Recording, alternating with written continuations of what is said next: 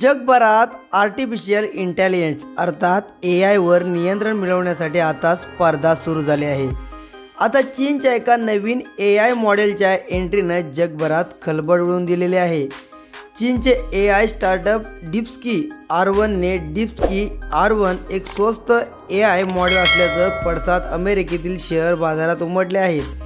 परिणामी सोमवारी American chips maker company Nvidia कॉर्पचे शेअर्स धडाधड कोसळले आहेत।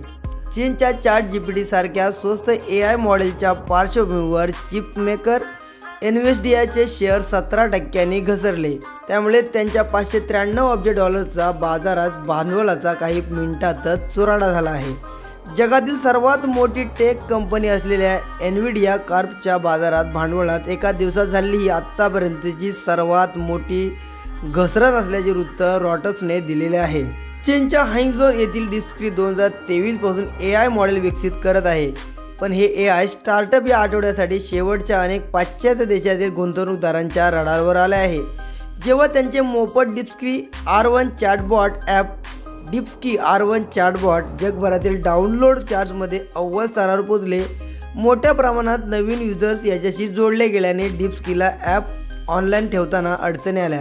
यामुळे त्या ॲपला आउटटेजचा बंद पडणे सामना करावा लागला। यामुळे सदर कंपनीला केवळ चीनमधील 2 नंबर असलेल्या युजरना साइनअप मर्यादित ठेवावे लागेल।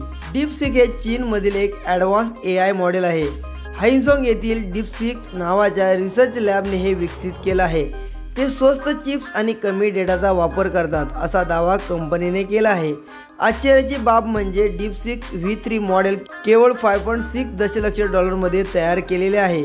OpenAI, गुगल, मेटा आणि त्यांच्या AI मॉडेल्सवर जो खर्च केला आहे त्याच्या तुलनेत याचा खर्च काहीच नसल्याचं सांगितलं जात आहे। तर आता येणाऱ्या काळात पाहावं लागेल नक्की डीपस्की काय करतं आणि ओपन चॅटबॉट हे काय करतं हे पाहणं येणाऱ्या काळात योग्य ठरेल।